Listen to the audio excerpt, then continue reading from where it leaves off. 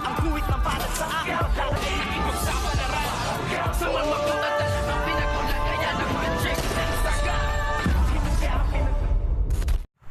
Good morning and welcome sa aking munting channel. Inabutan nga nitong si Rigor at itong si Lena at si Marites na nagtatalo nga sila patungkol nga dito sa pagpunta sa lamay nga nitong si Camille. At dahil dito nga, tinanong ni Rigor kung ano naman ang kanilang pinagtatalunan at sinabi nga dito ni Marites na ang pagpunta dun nga sa burol nitong si Camille. At sinabi nga dito ni Rigor na syempre pupunta tayo, napakawalang puso naman natin at napakawalang konsyensya naman natin kung hindi tayo pupunta. At dito ay napahiya na namang muli ito nga walang hiyang si Lena, kung kaya't minsan Lena mag-iisip ka dahil sila ay isang tunay na pamilya at ikaw ay isang kabit lang ni Rigor at sampid ka lamang diyan, kaya mag-isip-isip ka minsan ng mga salitang lumalabas sa iyong bibig. Ko dito naman ay biglang ang lumabas ito ang mapagpanggap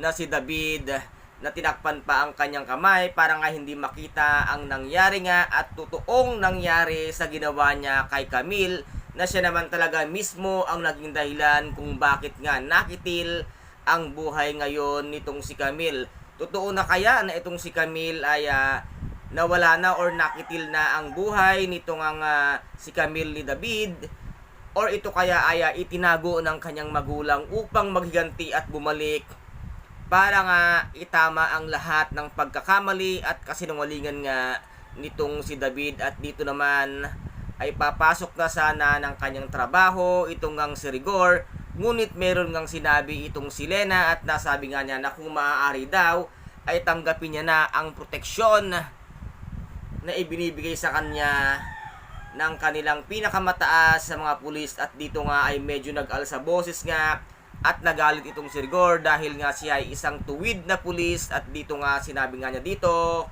na huwag mo nang babanggitin ang mga bagay na yan dahil alam mo naman noon pa na ayoko ng mga baluktot na pulis, at kung meron silang kasalanan ay talagang huhulihin at ikukulong ko sila. Ngunit talagang itong si Lena ay iniisip niya ang kanyang kalagayan dahil nga sa ngayon ay wala siyang trabaho. At nasabi nga niya na hanggang kailan kakakainin ng prinsipyo mo, paano kung nasibak at natanggal ka na sa iyong trabaho, paano ang anak mo na nasa aking sinapupunan? Totoo kaya na ikaw naman ay nagdadalang tao na dahil simula pa lang noon ay hindi na lumalaki ang iyong tiyan, or baka yan lamang ay ginagamit mo para nga mapasunod sa lahat ng kagustuhan mo itong ang si Rigor. At dito naman ay nag-alsa boses na nga at nagalit nga itong si Rigor, kung kaya't ito ay aambaan niya nga itong saktan si Lena at talagang palaban naman itong sila. Na sabi nga niya dito na sige, saktan mo ako at hindi mo naman talaga iniisip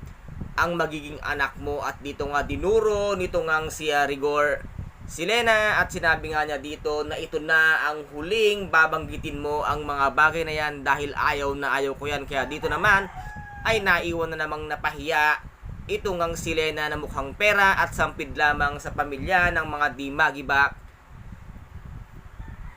At tuwang-tuwa naman ang grupo nga nitong si Tanggol, lalo na ang mga kasamahan ni Enteng, na napakasarap daw ng kanilang buhay at ang sasarap ng pagkain at napakaganda pa ng kanilang bahay na tutuluyan dahil nga ito sa tulong sa kanila nitong ang si Divina. Si Divina kaya ay tunay na tutulong at tunay nilang kakampi dito nga, dahil nasabi nga niya dito na si Divina ay dating isang mahirap lamang, nagsikap at naghintay ng tamang pagkakataon para nga umangat at umasenso. At dito naman ay tinanong siya ng mga kasamahan ni Rigor na kung ano ang kanyang naging buhay at kung ang kanya daw bang mga negosyo ay puro legal. At sinagot naman sila ng tama itong si Divina. Sinabi nga niya dito na hindi lahat ay legal ang aking negosyo. Alam niyo naman sa bansang Pilipinas na hindi tayo pwedeng lumaro ng sabay, kaya meron siyang mga illegal